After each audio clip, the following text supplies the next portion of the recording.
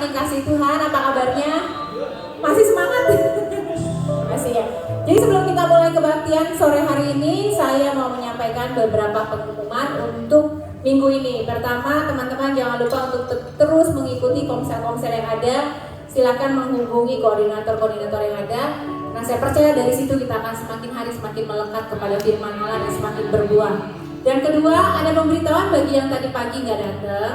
Kita akan mengadakan retreat tanggal 15 sampai 18 April. Perlu diingat itu tuh hari libur, public holiday. Jadi sebenarnya kita juga lagi holiday anyway gitu ya kan. Mari teman-teman saya ajak untuk semuanya sama-sama bergabung. Karena kita di sini akan refreshing our soul lagi untuk terus berapi-api di dalam Tuhan. Yang letih, lesu, lemah dikuatkan kembali. Ada amin? Untuk harga kamar, ada 4 kamar yang ditawarkan. Ada 1 queen bed, itu kapasitas 2 orang. Itu silakan dibaca ya teman-teman. Dengan harga masing-masing. Ingat itu harga untuk 1 malam. Yang mau ambil, kita ada 3 malam jadi dikali 3. Silakan ditabung, mau mulai kecil juga boleh dari sekarang. Kita punya bendahara namanya Ibu Lucy dan Ibu Mimi. Silakan menghubungi mereka. Dan untuk pendaftaran menghubungi Ibu Natali dan Pastor Yeni. Siapa yang masuk duluan dapat duluan kamarnya. Nanti akan diinformasikan kembali berapa banyak tipe kamar yang ada. Jadi kalian kalau berlambat-lambat, nanti kalau nggak dapat kamar, we are so sorry karena itu di luar kapasitas kami. Karena itu sudah ditentukan oleh Apollo Resort. Jadi jangan berantem ya soal kamar ya tolong. Itu aja pengumuman minggu ini. Tetap semangat, mari kita sama-sama menyiapkan hati kita untuk kita mulai masuk dalam hadirat Tuhan. Terima kasih. Shalom. Shalom jemaat Tuhan, selamat datang dan selamat beribadah. Mari saya undang jemaat Tuhan, siapkan hati kita untuk memuji dan menyembah. Ya. Dan kita berdoa dulu sebelum Bapa kami yang di surga, kami mengucap syukur Tuhan atas kesempatan hari ini Tuhan. Kami bisa beribadah dan bersama-sama Tuhan dan mengucap syukur Tuhan. Kami akan menikmati kehadiran-Mu Tuhan pada hari ini Tuhan. Masuklah hati kami Tuhan, tegurlah hati kami pada hari ini Tuhan, supaya kami semakin sempurna seperti Tuhan Yesus. Terima kasih ya Tuhan, kami mengucap syukur Tuhan. Sebentar kami mau menyembah Kau Tuhan. Kami akan menyiapkan hati kami lebih lagi Tuhan buat Engkau Tuhan. Berkasih-Mu sungguh luar biasa. Mengucap syukur di dalam nama Tuhan Yesus. Mari saya undang jemaat untuk bangkit berdiri. Kita menyembah bersama-sama.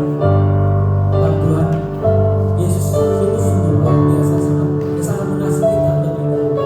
Terima kasih Tuhan.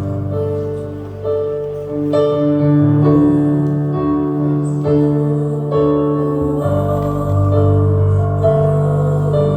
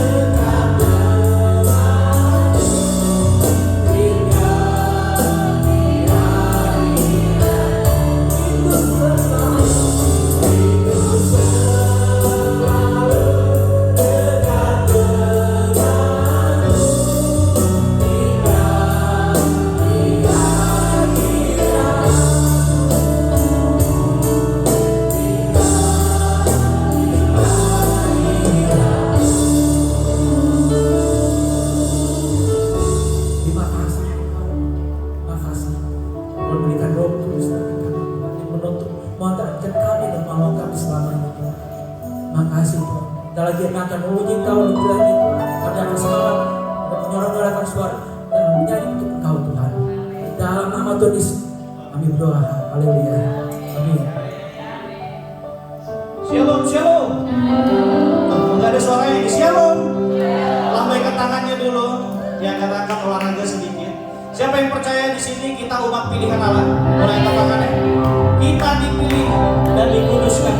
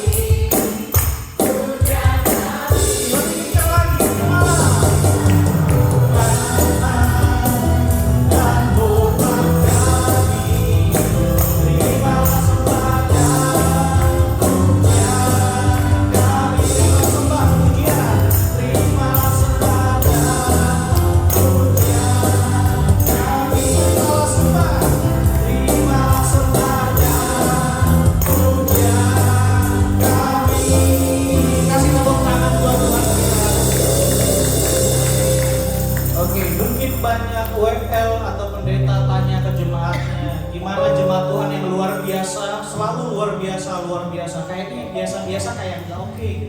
Tapi saya mau kasih tahu kalau kita yang biasa-biasa aja bisa bersyukur, apalagi luar biasa. Amin. Oke. Karena kita mungkin hari ini nggak ada sesuatu yang luar biasa, jadi biasa-biasa bisa dikasih nafas kan biasa, ya kan, bisa jalan ke sini biasa. Yang lain mungkin ada halangan, tapi kita mau selalu kecap dan rasakan kasihnya Tuhan. Amin.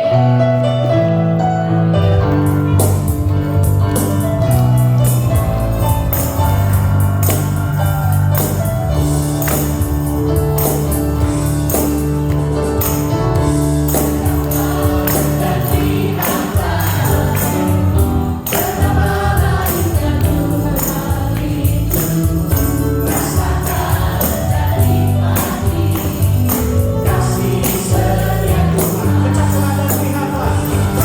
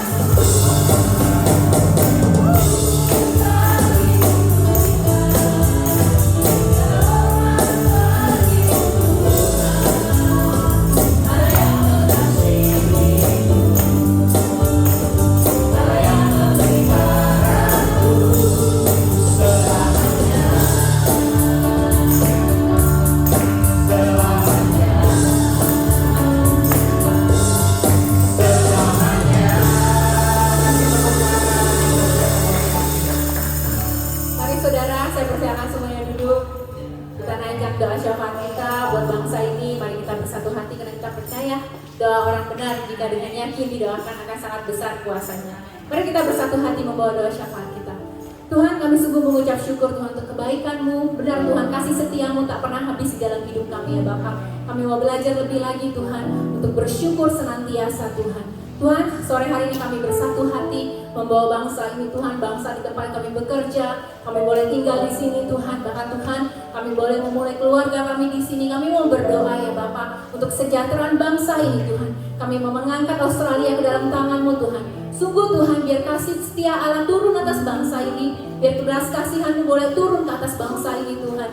Kami berdoa biar Tuhan, kami minta Tuhan kesejahteraan atas bangsa ini ya Bapa. Biar Tuhan mereka yang hari-hari ini Tuhan mungkin struggling, kami berdoa biar Engkau sendiri yang turun tangan Tuhan, memberikan Tuhan apa yang mereka butuhkan ya Bapak. Kami berdoa khusus Tuhan untuk anggota-anggota parlemen yang ada, dari yang tertinggi sampai terendah sekalipun. Kami berdoa setiap keputusan yang ada, yang mereka rencanakan Tuhan, biar itu Tuhan kami bawa menjadi keputusan-keputusan yang datang daripada-Mu. Setiap keputusan pribadi yang merugikan banyak orang, kami tolak di dalam nama Tuhan Yesus. Ya Bapak, biar kami juga berdoa untuk kesehatian Tuhan, parlemen yang ada Tuhan, sehingga mereka boleh memberikan keputusan yang sesuai Tuhan untuk kesejahteraan bangsa ini ya Bapak. Dan terlebih lagi kami membawa Tuhan untuk perkembangan COVID atas bangsa ini. Terima kasih Tuhan jika kami sampai hari ini masih diberikan kesehatan, sistem kesehatan yang terbaik Tuhan. Kami percaya itu semua datang daripada-Mu. Kami berdoa ya Bapak untuk perkembangan COVID yang ada, Kau berkati setiap keputusan yang dibuat. Bahkan juga kami berdoa untuk setiap nurse yang ada, dokter yang bertugas, bahkan mereka yang berada di garda paling depan Tuhan. Kami berdoa dalam nama Yesus. Engkau Allah yang terus memberikan mereka strength Tuhan untuk berjalan terus Tuhan, untuk memberikan Tuhan problem ini Tuhan tepat sasaran Tuhan, untuk mencari setiap Tuhan penyelesaiannya ya Bapak. Terima kasih dan kami percaya COVID ini Tuhan semakin hari Tuhan semakin disembuhkan di dalam nama Tuhan Yesus. Bangsa ini akan pulih Tuhan, jadi bangsa yang berkemenangan di dalam tangan-Mu Tuhan. Berkati juga Indonesia, kepresidenan yang ada Tuhan. Bahkan hari-hari ini jika situasi sedang memburuk, kami berdoa minta pemulihan yang datang daripada-Mu Tuhan. Bahkan anggota keluarga kami di Indonesia, kami minta Tuhan tutup bungkus dengan kuasa darah-Mu Tuhan. Biar mereka ketika mereka melakukan aktivitas, mereka tidak ketakutan, tapi mereka terus berpegang kepada-Mu ya Bapak. Apapun yang mereka butuhkan hari-hari ini, bukan bahkan Tuhan mungkin mereka sedang sakit, kami berdoa di dalam nama Tuhan Yesus. Kesembuhan terjadi atas keluarga demi keluarga di Indonesia, dan kami percaya pemulihan juga terjadi atas bangsa Indonesia, dan kami percaya juga revival juga akan terjadi atas bangsa Indonesia Bapak.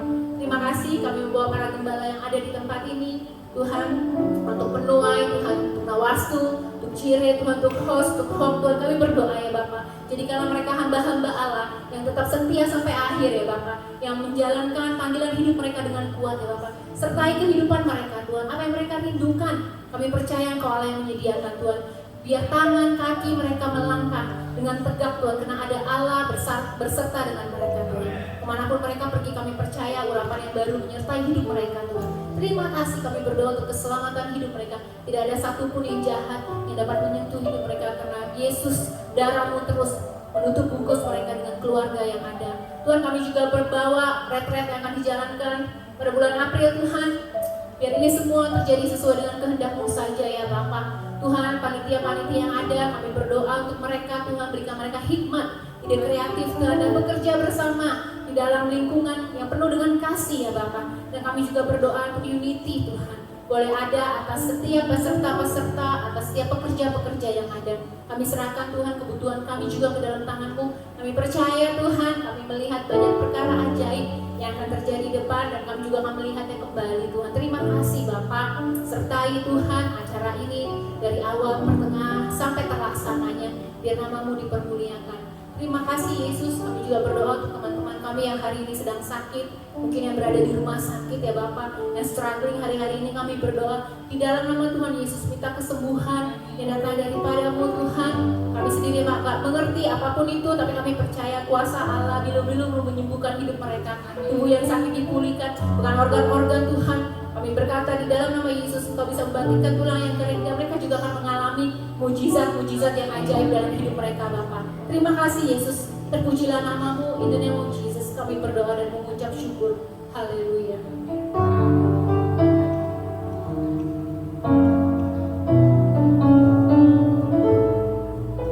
Kita mau kenal kita mau nyanyikan suatu pujian, kita mau bangkitkan iman kita mau bangkitkan hati kita supaya hati kita menjadi tanah yang lembur, anak-anak yang siap baca oleh firman Tuhan.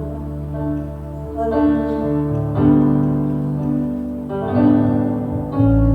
Yang ku rindukan menyembahmu, yang ku senangi kediaman-Mu Tuhan.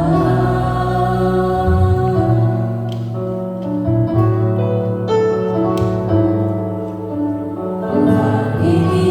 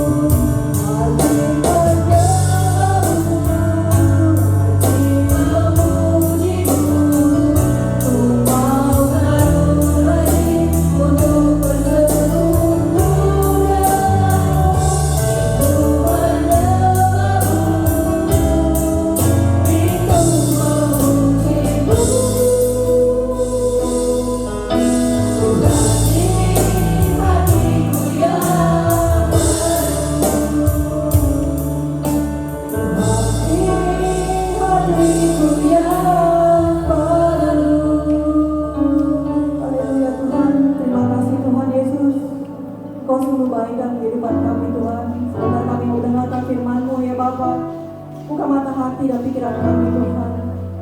Urapi hamba-Mu Tuhan, yang menjadi Tuhan saluran berkat Tuhan. Kuduskan sucikan hamba-Mu Tuhan dengan kuasa darah-Mu Tuhan. Bahkan kami Tuhan juga menutup bungkus tempat ini dengan kuasa darah-Mu Tuhan Yesus. Segala kuasa yang bukan daripada Roh Tuhan, daripadamu ya Bapa, kami tolak dan kami pergi di dalam nama Tuhan Yesus. Biarlah kami Tuhan, pulang Tuhan tidak sama seperti kami datang ya Bapa. Terima kasih Bapa di dalam nama Tuhan Yesus. Haleluya. Amin.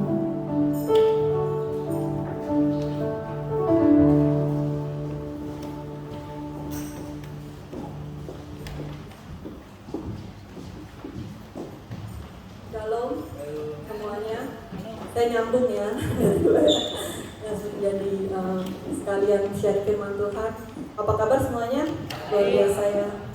Bapak-bapak kita sudah disaksikan dengan kecewa. Jadi dari firman Tuhan minggu ini yang saya bawakan adalah kecewa. Saya bersyukur diberi kesempatan karena ini adalah satu momen yang baik juga bagi kita. Karena banyak akhir-akhir ini daripada kita, bukan saja semuanya yang ada di tempat ini, tapi pada umumnya tuh kecewa. Atau dengan kecewa dengan siapa, tapi dengan hal apa aja gitu, sedikit-sedikit kecewa, sedikit-sedikit tidak puas dengan keadaan. Saya mau bahas apa sih kecewa itu? Coba jelasin. Jadi apa sih itu kecewa? Kecewa adalah perasaan yang tidak puas ya, yang dirasakan akibat harapan dan ekspektasi tidak terwujud.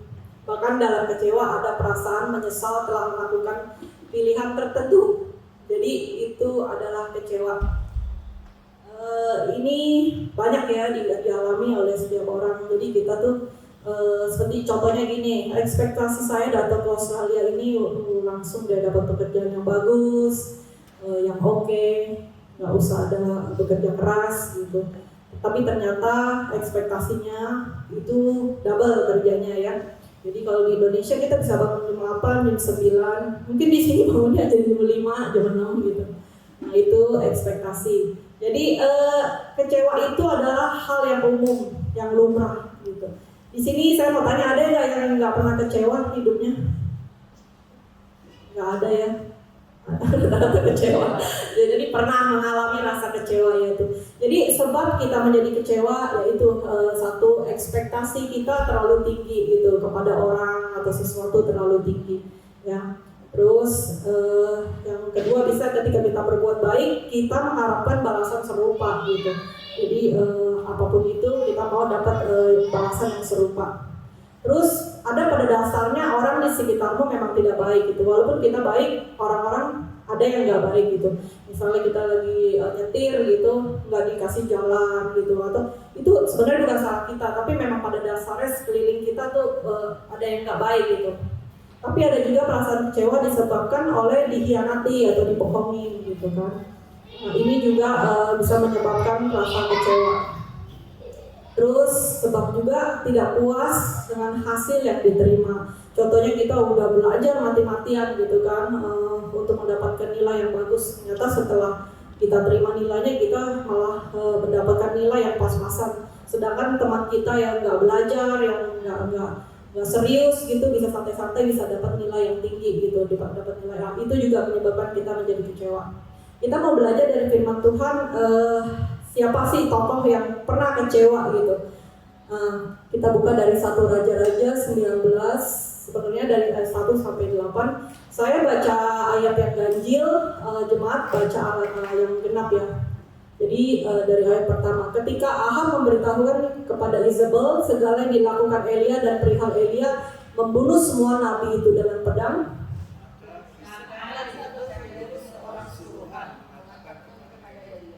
beginilah kiranya Allah menghukum aku, bahkan lebih lagi daripada ini. Jika besok kira-kira pada waktu ini aku tidak membuat nyawamu sama seperti nyawa salah seorang dari mereka itu. maka takutlah ia, lalu bangkit dan pergi menyelamatkan nyawanya.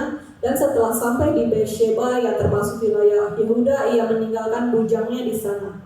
Tetapi ia sendiri masuk pada gunung sehari perjalanan jauhnya, lalu duduk di bawah sebuah pohon ara.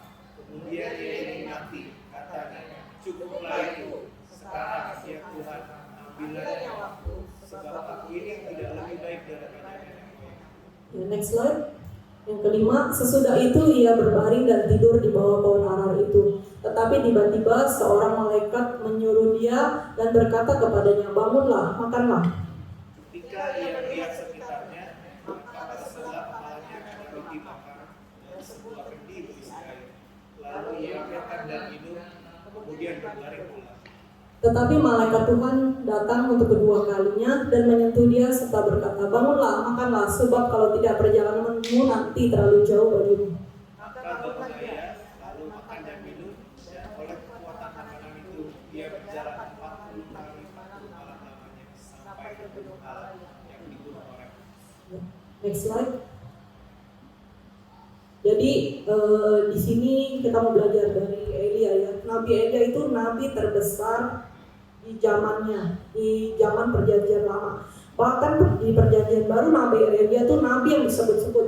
Bahkan ketika Tuhan Yesus mau datang, mereka akan melihat tandanya adalah Nabi Elia. Nabi Elia dan Musa akan datang terlebih dahulu. Maksudnya dalam arti figur seperti ini. Nabi yang luar biasa, penuh dengan mujizat, nabi yang benar-benar dia itu nggak mengalami kematian, langsung diangkat Tuhan. Jadi nabi yang begitu luar biasa, amazingnya ini aja mengalami rasa kecewa. Jadi perasaan kecewanya adalah saat itu ketika dia sudah menang gitu, membunuh 450 nabi Baal ya. Mestinya itu kan suatu prestasi yang besar gitu ya kan. Tetapi cuma satu hal aja, cuma ditakutin oleh Raja Ahab bahwa dia akan dibunuh, dia langsung cute ya, dia langsung takut gitu. Dan dia merasa kok begini ya, sudah melakukan hal yang besar buat Tuhan, sudah melakukan hal yang dahsyat, mestinya tuh semua bangsa Israel tuh takut gitu kan. Bahkan rajanya tuh tertakut-takut sama Nabi Elia, tapi enggak, justru terbalik. Malah rajanya mau membunuh Nabi Elia, dan Nabi Elia tuh rasanya, aduh, kayaknya aku nih udah kecewa banget deh gitu. Jadi ketika Nabi Elia kecewa ini, kita mau belajar sih apa ya sih yang kita dapat ketika kecewa yang seperti apa gitu, yang kita mau belajar. Apakah kita harus mengampuni, apakah kita harus melepaskan, atau kita bagaimana gitu. Karena perasaan kecewa ini adalah salah satu bentuk yang menghambat rencana Tuhan dalam hidup kita. Jadi berbahaya ke perasaan kecewa. Perasaan kecewa ini bisa menjadi trauma ya. Jadi kita tuh punya perasaan trauma kalau kita tuh dikecewakan gitu. Ada orang tertentu dikecewakan oleh pasangan gitu. Misalnya mereka berpacaran, mereka nggak mau si wanita nggak mau berpacaran lagi sebab laki-lakinya itu mengecewakan. Nah itu kecewa yang berlebihan gitu. Nah yang disebut ini adalah yang disebut menjadi trauma, dan kita nggak mau kecewa seperti ini yang membuat kita tuh nggak bisa berjalan gitu. Jadi kalau kita bisa dibilang move on lah gitu ya. Jadi perasaan kecewa ini menjadi trauma, itu berbahaya ya. Rasa kecewa yang mendalam dan berlarut-larut akan berpengaruh negatif terhadap jiwa dan pikiran kita. Nah, jadi kalau perasaan kecewa ini kita diamin aja gitu, ini akan menjadi satu perasaan negatif. Dan kalau perasaan negatif itu datang, kita walaupun berbeda kasus dengan yang dialami, kita udah negatif di luar gitu. Jadi misalnya kalau pernikahan kita ini mengecewakan gitu, tapi terus ada orang yang mau menikah, langsung kita negatif ke dia. Wah, kalau menikah nanti kayak gini-gini. Padahal belum tentu sama seperti yang dialami. Karena dia ini menyimpan berlarut-larut. Jadi dia ini menjadi negatif, menjadi racun bagi orang lain. Padahal belum tentu pernikahan dia sama pernikahan yang orang yang diomongin ini sama gitu. Dan kita nggak mau ini menjadi duri bagi orang lain. Terus ketika kita berhayam perasaan kecewa itu menjadi keras dan tawar hati. Jadi kalau kita tuh keras dan tawar hati, kalau nasehatin atau dibilangin itu nggak mau ini, karena kita udah pernah dikecewain. Kita nggak mau dikecewain kedua kali lagi.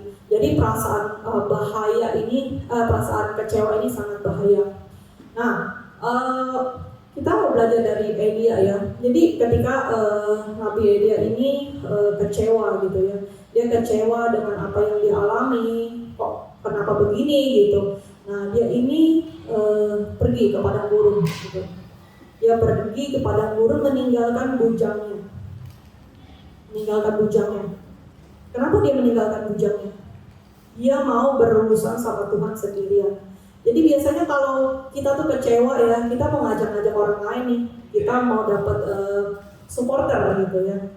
Misalnya kita kecewa sama tetangga nih yang parkir sembarangan, yang buang sampah sembarangan, yang selalu berisik.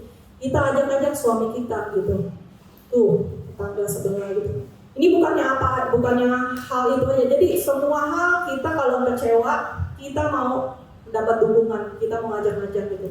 Kalau perlu ya, kadang-kadang kita kecewa sama gereja, teman gereja lainnya kita ajak-ajak gitu. Oh enggak, ini. Jadi oh iya ya benar ya. Nah, itu bahaya juga gitu. Kita mau kita seperti Nabi Elia, ketika dia mengalami kecewaan, dia tinggal bujangnya. Dia nggak perlu dukungan dari si bujangnya, si Gehazi untuk memberikan dia.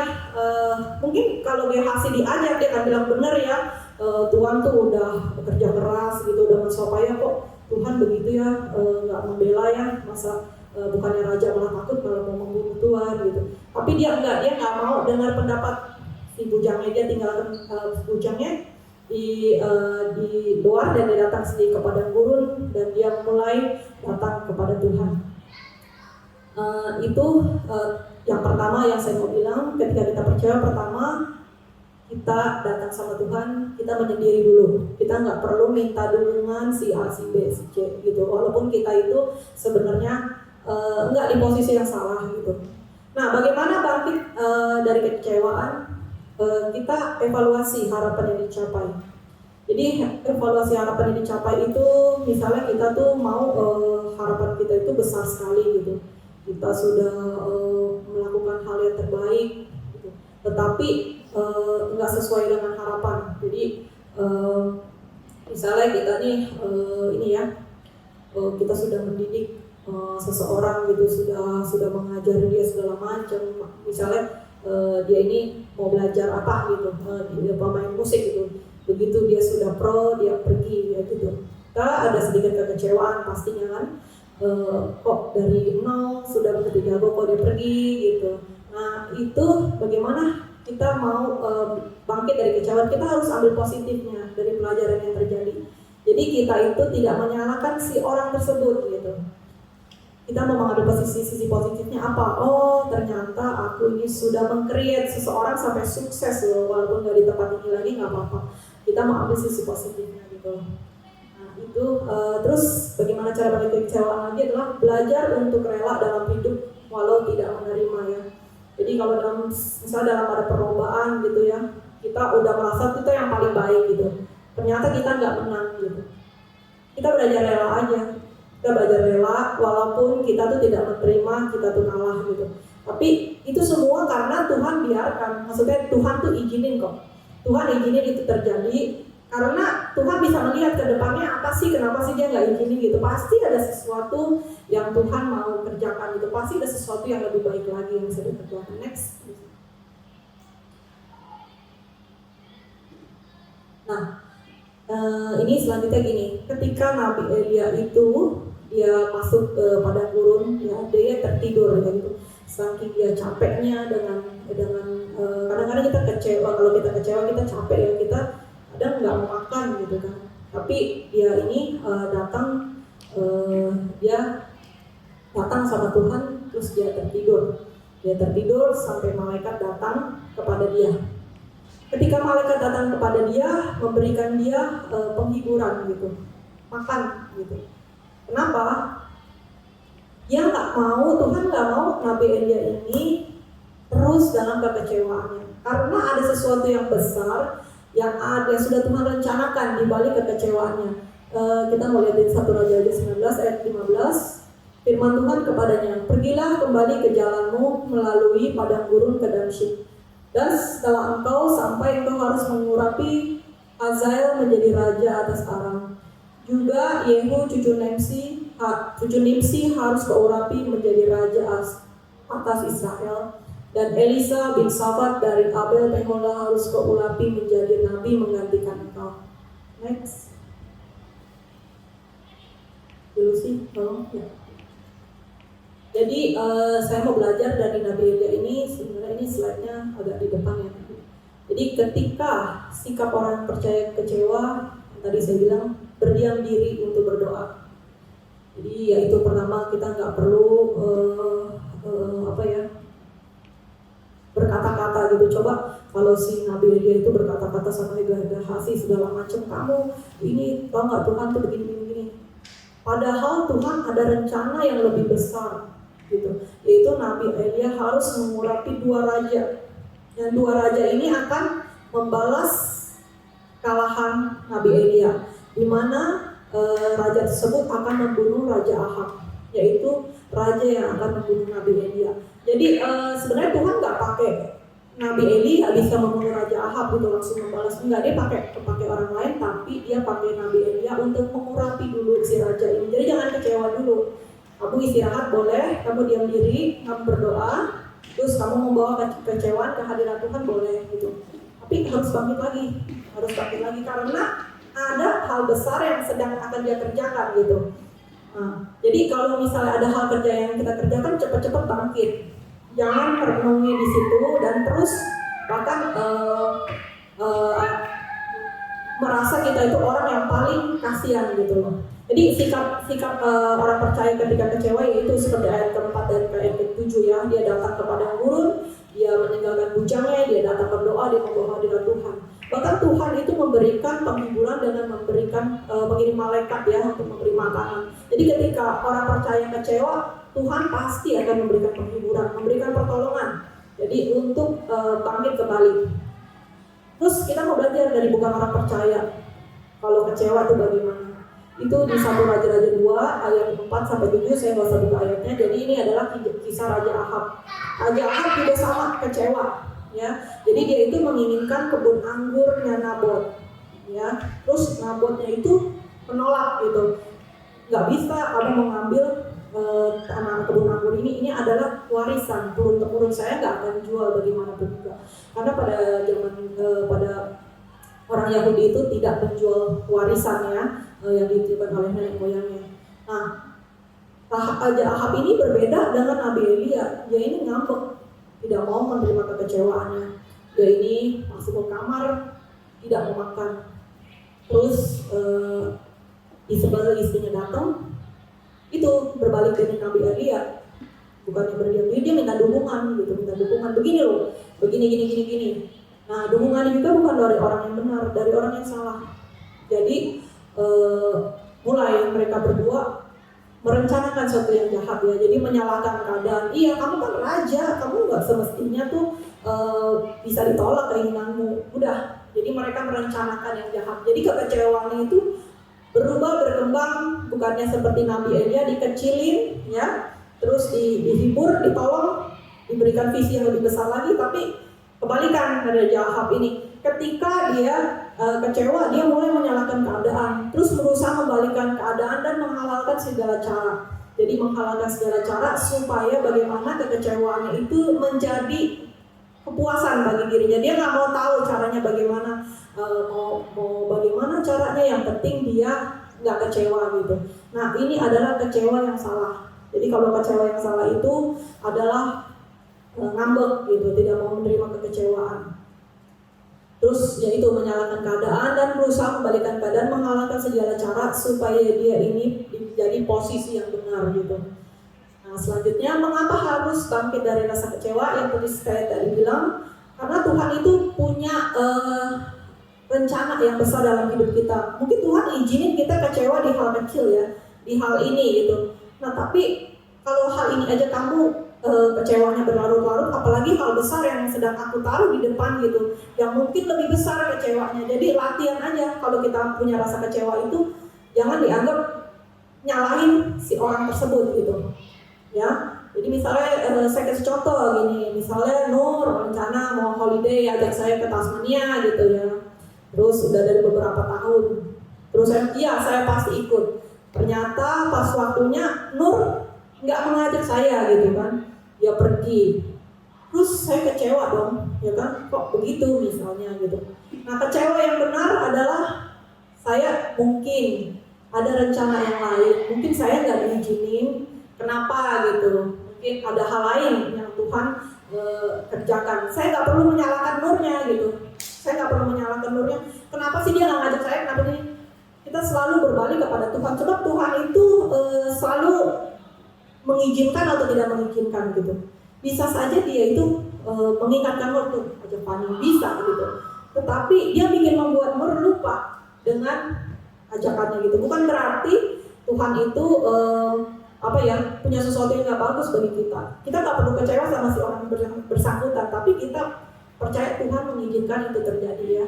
Jadi kalau kita tidak bisa melihat Tuhan bekerja secara maksimal dalam hidup kita, kita tidak pernah kalau kita tidak pernah mengalami kekecewaan, hidup kita akan menjadi teladan bagi orang lain. Terus yang di ayat terakhir itu kan Nabi Elia itu mengurapi Nabi Elisa ya. Jadi dia itu membangun generasi di bawahnya, yaitu Nabi Elisa. Kan kebayangkan kalau sebelumnya Nabi Elia itu kecewa terus-menerus, dia nggak bisa membangun ini. Padahal Nabi Elisa itu nabi terbesar, maksudnya nabi kedua setelah Nabi Elia yang diberikan kuasa hampir sama seperti Nabi Elia. Jadi Nabi Elisa itu adalah bisa mengambil teladan Elia. Sampai ketika Elia mau diangkat aja, aku nggak mau gitu. Nabi Elisa tuh benar-benar bisa dibilang tuh sangat mengidolakan ya, maksudnya sangat benar-benar mengidolakan. Kebayang kalau Nabi Elia itu sifatnya tuh kalau kecewa itu begitu, menyalahkan keadaan, balikin keadaan, maksudnya yang nggak bisa dipakai Tuhan buat lebih besar lagi gitu. Jadi akhirnya dia mengurapi Elisa dan Elisa menjadi nabi yang menggantikan dia. Tugasnya juga nggak lama setelah dia membunuh 450 nabi Baal, nggak lama kok Tuhan akhirnya memberikan dia kebahagiaan, ayo diangkat ke surga. Jadi maksudnya di sini bukan berarti kita habis kecewa kita diangkat Tuhan, enggak. Jadi Tuhan tahu kok kamu capek, kamu kecewa, kamu kesel gitu, tapi tugasmu belum selesai gitu. Jadi tetap Tuhan itu izinin nanti kalau udah suatu saat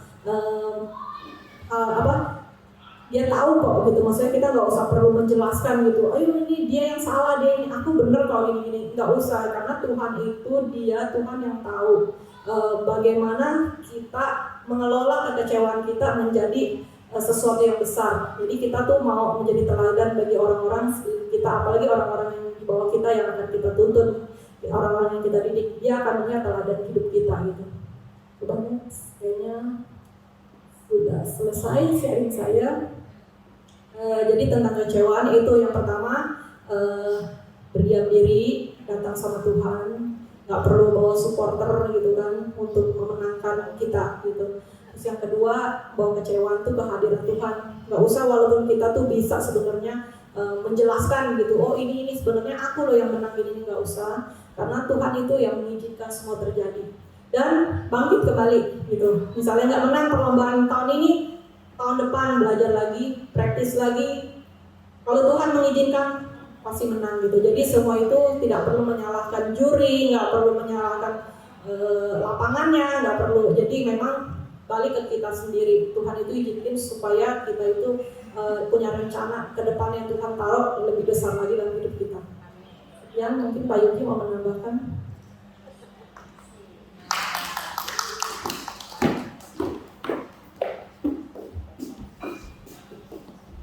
Terima kasih ya untuk Ibu Fani yang sudah menceritakan firman Tuhan mengenai kecewaan. Jadi saya memang mau bukan disitu disuruh nambahin gitu kan. Jadi ini udah bagus apa yang kita nambahin lagi. Tapi oke, saya akan mencoba mengkontrol ya. Jadi tadi kan Fani bilang kecewa. Jadi kecewa itu apa tadi? Sudah? Ya saya pengen.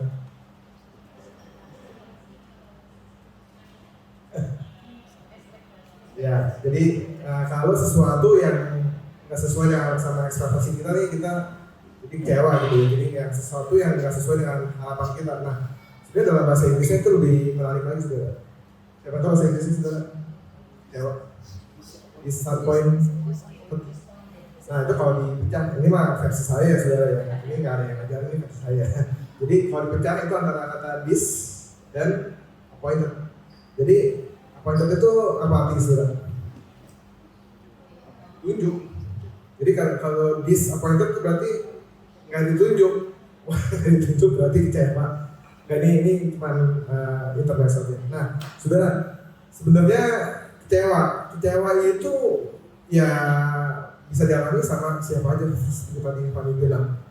Bahkan kita pun di sini sebagai hamba Tuhan juga pasti pernah kecewa, benar gak? Siapa hamba Tuhan di sini, pastor-pastor sini yang pernah kecewa? Tapi kayaknya ada dari sini yang pernah kecewa kayaknya.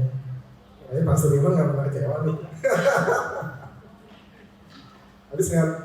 Itu pernah ada nggak yang Pastor Iman pernah kalah gitu? Nggak ada ya. Pastor kita ini luar biasa nih. Tapi yakin dan saya di lubuk hatinya pasti beliau ini pernah mengalami kecewaan. Cuman tadi yang Fanny bilang kalau kecewa itu intinya apa sih sikapnya yang harus diambil? Ya itu balik lagi nggak boleh lama-lama ngambeknya gitu loh. Nah, saya ada satu hal beberapa hal yang tadi saya mau kasih highlight. Jadi para hamba Tuhan pun bisa mengalami kecewaan. Bahkan Elia itu hamba Tuhan yang kalibernya itu udah bukan yang ecek-ecek ya. Elia itu tuh hubungannya kan sama siapa tadi? Makanya sama raja Ahab, sama Ratu Isabel. Bayangin, berarti kalau di tingkatan Indonesia tuh udah kayak siapa kira-kira ya? Yang namanya tuh bersama presiden sama jenderal gitu. Nah, dia itu bukan hamba Tuhan yang ecek-ecek lagi gitu. Tapi dia juga kecewa sama siapa saudara? Nah, ini yang kecewa ada dua, bisa kecewa sama sesama kita atau kecewa sama Tuhan. Nah, Nabi Elia ini ya kecewa sama Tuhan gitu loh. Kenapa dia kecewa sama Tuhan? Karena kan dia kan baru ngebunuh nabi-nabi Baal yang 400 itu kan. Terus disampaikan dia sendiri mau dibunuh. Nah, dia mungkin kecewa sama Tuhan. Tuhan gimana? Aku sudah kerja buat engkau, tapi aku masih mau dibunuh nih. Nah, akhirnya dia disuruh pergi kan sama Tuhan. Untung dia nurut sudah. Dan dia pergi tadi dia masuk ke mana tadi? Yang tanah itu. Dia masuk ke gua ya. Ke gua ada di ayat ini. Nah, responnya bagus saudara. Jadi yang pertama sih dia sempat ngambek juga gitu loh. Nah, saya ada satu ayat yang bagus. Nah, ini nih. Ada di Ibrani 12 ayat 15 ya. Jadi jagalah, saya ulangi lagi, ada di Ibrani 12 ayat 15. Jagalah supaya jangan ada seorang pun yang menjauhkan diri dari kasih karunia Allah, agar jangan tumbuh akar yang pahit yang menimbulkan kerusuhan dan mencemarkan banyak orang. Jadi saudara, kecewa itu nggak bisa dihindari, tapi intinya ini loh, kita harus menjaga hati kita ini loh, supaya jangan lama-lama gitu ngambeknya gitu loh. Tadi Nabi Elia itu sebenarnya udah ngambek sih sebenarnya. Cuman Tuhan itu juga Tuhan kita ini sebenarnya Tuhan yang banyak sabar ya, dan Tuhan itu sebenarnya mau dibilang apa ya, humoris gitu loh. Kenapa? Dia tegur Elia 2 kali. Tapi kita baca tadi ayatnya di Satu Raja-Raja itu kita buka lagi. Satu Raja-Raja 19 itu ayat yang ke ini nih, ayat yang ke-6 dulu. Nah, ketika dia melihat sekitarnya, maka dia kan nggak mau. Jadi sesudah itu, dimulai dari ayat yang ke-5. Sesudah itu dia berbaring dan tidur di bawah pohon arar itu, tetapi tiba-tiba seorang malaikat menyentuh dia serta berkata kepadanya, bangunlah, makanlah. Jadi Elia ini ngambek nih sebenarnya, karena dia kecewa Tuhan ini ngambek, dia tidur dia. Padahal kan disuruh pergi sama Tuhan, dia tidur. Nah, ada untuk Tuhan baik nih, Tuhan masih utus malaikatnya gitu loh untuk bangunin dan disuruh makan, dan tiba-tiba udah ada ini ya, ketika ia melihat sekitarnya, maka pada sebelah kepalanya ada roti bakar dan sebuah kendi berisi ayam. Bayangin tuh, Tuhan baik banget ya. Udah lagi ngambek masih istilahnya tegurnya dengan dikasih makan, dikasih minum gitu loh. Coba kalau saya lihat tiba-tiba saat itu duduk dibangunin ada roti bakar, ada ayam, langsung saya makan gitu loh. Nah, tapi terus si Elia apa yang dilakukan Elia nih? Lalu dia makan dan minum, kemudian tidur lagi, ngambek lagi gitu loh. Nah, terus tapi Tuhan masih sabar nih, Tuhan masih suruh malaikatnya datang lagi untuk 2 kalinya nih. Dan itu dia berkata, bangunlah, makanlah, sebab kalau tidak perjalananmu nanti terlalu jauh bagimu. Nah, Elia mengambil respon yang cepat, dia bangun, dia makan, dia minum, nah terus habis itu di jalan. Untung saudara, ini kejadian pertama nih, ngambek belum selesai saudara. Nah, kadang-kadang kita begitu ya, kita kita ngambeknya berdiri-diri. Ada nggak sih di sini kalau yang ngambek masih lama-lama, apalagi kalau sama Tuhan? Ada nggak? Saya nggak mau aja, nggak mau hakimi. Oke, saya lanjutin ya. Nah, terus di kejadian yang di 1 Raja-Raja 19 itu di ayat yang ke itu kan dia masuk ke dalam gua tuh. Nah, terus mulai di ayat yang ke berapa nih ya? Di Tuhan nah, ini Tuhan nanya nih di ayat yang ke 9. Nah, apakah kerjaanmu di sini Elia? Jawab Elia bilang, Tuhan, aku nih bekerja segiat-giatnya bagi Tuhan Allah semesta alam, karena orang Israel meninggalkan perjanjianmu, meruntuhkan SPM-SPM-mu, dan membunuh nabi-nabimu dengan pedangnya. Hanya aku nih seorang diri yang masih hidup. Nah, sebenarnya dia mungkin lagi tuh apa yang dia kerjain gitu loh. Ya, sebenarnya Tuhan tahu gitu. Dia masih ngambek nih sama Tuhan nih. Nah, lalu firman Tuhan lalu firman-Nya, terus Tuhan bilang lagi nih di ayat 11. Lalu firman-Nya, keluarlah dan berdiri di atas gunung itu di hadapan Tuhan.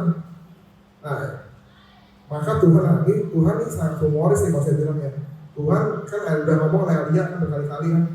Elia, ayo jangan keluar gitu, jangan diam di sini aja. Tapi Elia masih setengah. Akhirnya Tuhan ngapain nih? Nah, Tuhan mulai nunjukin ininya nih. Tuhan mulai nunjukin kuasanya. Di ayat yang ke 11b, saya bacain ya. Nah, maka lalu angin besar dan kuat yang membelah gunung-gunung dan memecahkan bukit-bukit batu mendahului Tuhan. Tetapi tidak ada Tuhan dalam angin itu. Dan sesudah angin itu datanglah gempa. Tetapi tidak ada Tuhan dalam gempa itu. Dan sesudah gempa itu datanglah api. Tetapi tidak ada Tuhan dalam api itu. Dan sesudah ada api itu datanglah bunyi angin sepoi-sepoi biasa. Nah, ayat 13 nih, sesudah Elia mendengarnya, dia menyelubungi mukanya dengan jubahnya lalu pergi keluar dan berdiri di pintu gua itu. Maka datanglah suara kepadanya yang berbunyi.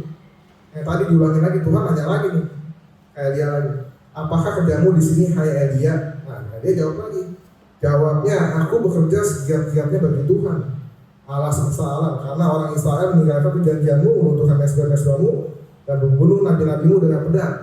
Hanya aku seorang diri yang masih hidup, dan mereka ingin mencabut nyawaku. Nah, firman Tuhan datang lagi sekali lagi nih, Elia ini kedua kali. Pergilah, kembalilah ke jalanmu melalui padang gurun ke Damsyik, dan setelah kau sampai, kau harus mengurapi Hazael jadi raja atas Aram. Nah, dan seterusnya. Nah, akhirnya saudara kita Elia berangkat gak? Kira-kira. Akhirnya dia berangkat juga kan? Nah, inilah jadi sebenarnya nih jangan berlama-lama, jangan lama-lama. Soalnya kalau lama-lama nanti yang rugi sendiri, yang rugi ya sudah sendiri. Soalnya pekerjaan Tuhan itu akan tetap berjalan gitu. Kalau saudara ngambek pun ya Tuhan bisa pakai yang lain, dan nanti yang rugi saudara. Coba bayangin kalau waktu itu si Elia itu nggak mau jalan karena Tuhan aku nggak mau. Ya udah, mungkin sama Tuhan ya ada orang lain juga. Tuhan ya mungkin nggak ada tuh kejadian yang akan si Elia itu bakal naik ke surga, mungkin nggak ada karena dia udah stuck di situ. Nah, jadi saudara, jadi kalau kita nih sudah, yang penting sikap kita gitu, kita boleh kecewa, tapi jangan lama-lama. Kita harus jangan lama-lama, kita harus memulihkan hubungan kita sama Tuhan. Nah, apa sih untungnya? Tadi kan Fani bilang, apa untungnya kalau kita udah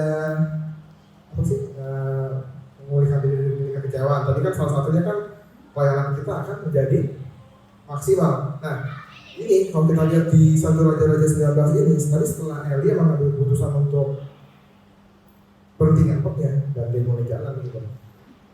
Firman Tuhan datang kan dia kan, mesti ngapain? Dia harus disuruh mengurapi siapa nih? Mengurapi Hazael menjadi raja, dan seterusnya juga Yehu cucu Nimsi. Nah, ini pengertiannya apa saudara? Kalau saudara mengambil keputusan untuk bangkit lagi, untuk meninggalkan kecewaan saudara, maka nih saudara nih akan dikasih lagi nih pewahyuan yang baru, gitu loh. Jadi pelayanan saudara itu kan bakal stuck di situ. Jadi kalau saudara tetap ngambek, ya itu nanti yang ada di saudara. Amin. Jadi sekali lagi saya juga bakal lama-lama. kecewa boleh, kecewa itu wajar gitu karena hati kita ini juga masih terbuat dari hati apa? Ya hati manusia bukan dari baja. Jadi kecewa itu pasti nggak bisa dihindari. Kecewa itu pasti dialami setiap orang, tapi jangan lama-lama ya saudara harus bangkit lagi. Dan siapa sih yang bisa menimbulkan kecewa? Nah ini nih ada di ayatnya di ayat terakhir di Amsal 18 ayat 14. Amsal 18 ayat 14 saya bacakan, orang yang bersemangat dapat menanggung penderitaannya, tetapi siapa akan memulihkan semangat yang patah. Jadi semangat yang patah itu ya kecewa. Jadi sebenarnya ini memang gaya bahasanya kan seperti kayak kalimatnya ya, cuman ini kalau di bangsa Yahudi itu memang gaya bahasa seperti itu. Jadi dia itu memang seolah-olah nanya siapa sih yang bisa menyembuhkan kekecewaan, itu pastinya mereka tahu Tuhan gitu loh. Siapa lagi sudah nggak ada lagi, pasti Tuhan. Maka itu kecewa boleh, tapi jangan lama-lama. Apalagi kalau kecewanya sama Tuhan. Jadi jangan lama-lama ya saudara. Amin. Karena nanti yang rugi adalah kita sendiri. Kalau kita sudah bisa memulihkan diri kita, merilis rasa kecewa itu, maka saya yakin kewahyuan yang baru itu akan turun dari Tuhan. Sehingga saudara akan dipakai Tuhan lebih lagi, pelayanan saudara akan dimaksimal lagi, dan saudara akan melihat mujizat-mujizat dan mengalami mujizat-mujizat dalam kehidupan saudara. Seperti yang setelah itu saya alami, dia diangkat naik ke surga, dan terus pelayanannya diteruskan oleh Elisa. Oke, amin. Mungkin dari saya sampai di sini. Ya, kita bangkit berdiri yuk. Kita mau berdoa. Nyanyi lagi dulu, sebentar lagi.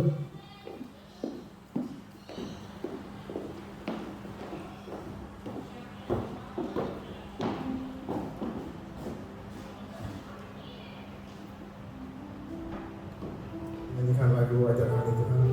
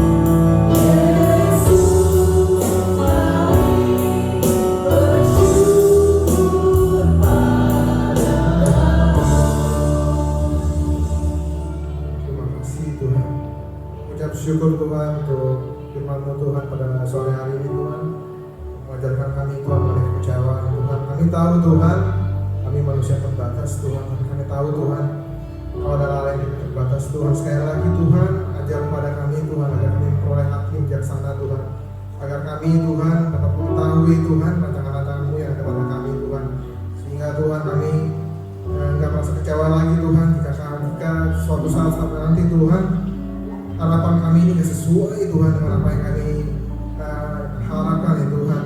Biarlah Tuhan bicara pada setiap kami Tuhan pada sore hari ini Tuhan. Biarlah Tuhan kami menyerahkan Tuhan setiap kekecewaan kami Tuhan, segala keberatan hati kami Tuhan padamu ya Tuhan. Biarlah Kau sendiri berbicara kepada kami ya Tuhan. Terima kasih Tuhan, kami percaya Tuhan Engkau adalah yang sangat baik. Dan kami yakin Tuhan semua rancangan-rancangan-Mu Tuhan dalam kehidupan kami adalah rancangan yang penuh damai sejahtera dan penuh kemenangan. Terima kasih Tuhan untuk sore hari ini. Dan kami berdoa Tuhan untuk setiap kami Tuhan di tengah masa pandemi ini Tuhan. Biarlah Tuhan kami tetap menggantungkan harapan kami kepadamu ya Tuhan. Karena kami tahu Tuhan, jika kami menggantungkan harapan kami kepadamu Tuhan, kami nggak bakal kecewa ya Tuhan. Manusia boleh mengecewakan kami Tuhan, tapi kami tahu Tuhan, Allah kami nggak pernah mengecewakan kami. Tuhan Yesus Kristus, terima kasih. Kami ucap syukur untuk hari ini, untuk sore hari ini. Biarlah kami minta doa di semua jalan yang terus berdoa, mengucap syukur kepadamu. Haleluya, amin.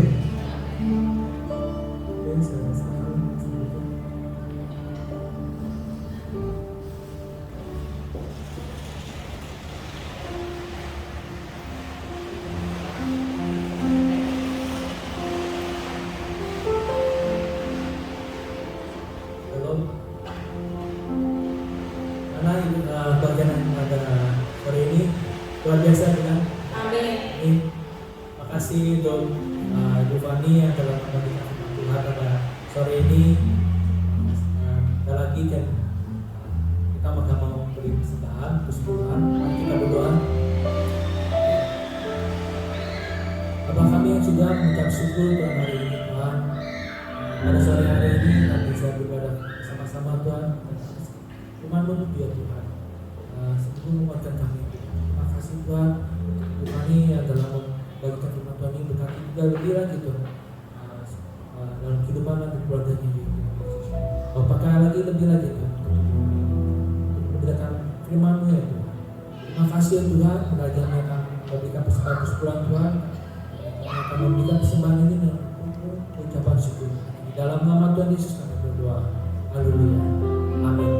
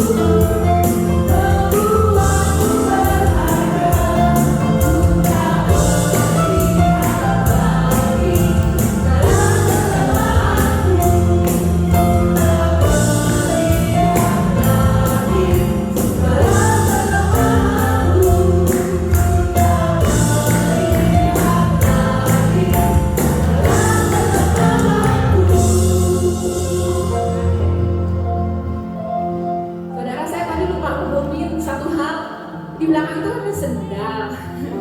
Itu buat fundraising. Teman-teman yang belum tahu tadi kayak Cynthia juga bingung. $10 untuk 3 pasang gitu. Yang bener Ci, bener. Bukan $10 satu, enggak $10 3. Jadi $10 3 itu dipromot teman-teman buat yang di luar sana itu sangat murah banget sih, menurut aku sih murah banget gitu. Jadi jangan lupa tersedia banyak size, bisa minta Ibu Nur juga untuk cari tahu size yang kalau kalian perlu gitu kan. Dipromot ke semua teman-teman gitu untuk kita bantu fundraising. Kedua, itu setiap minggu tuh regular kita punya jualan ya. Jadi bisa menghubungi Ibu atau Ci, masukin aku dong ke Precious Woman gitu kan, ada Precious Woman masuk grup, kalau yang mau bisa kontak saya aja, nggak apa-apa, saya masuk app di situ. Itu juga dananya untuk bantu fundraising kita untuk red yang akan dilaksanakan April. Itu aja sih yang tadi saya lupa. God bless you. Ya saudara, jadi kita ayo kita sama-sama sukseskan retreat ini. Saudara excited dengan retreat? Ada yang sudah berniat tidak mau ikut? Saudara harus gini saudara, untuk hal-hal yang rohani dikejar saudara ya. Untuk hal-hal yang rohani itu diutamakan, diupayakan. Aku mau, pokoknya bagaimana caranya aku mau ikut. Karena ada hal-hal rohani yang pasti akan kita terima. Tuhan, saya rasa Tuhan Tuhan itu kepingin lihat kita maju di dalam hal kerohanian. Jadi make sure kita meng-available-kan diri kita yang bekerja, mulai minta izin sama bos, saya mau off di tanggal segini, please make sure saya bisa pergi karena ini penting buat saya gitu. Jadi saudara, ayo hal-hal yang rohani kita mesti upayakan. Amin saudara. Kalau saudara mau confidence jual kayaknya aku bisa nih dengan harga yang murah kayak begini, aku mau bawa dong sekarang ini beberapa pasang supaya aku jual kepada teman-teman, dan teman-temanku pasti mau. Saudara boleh bawa,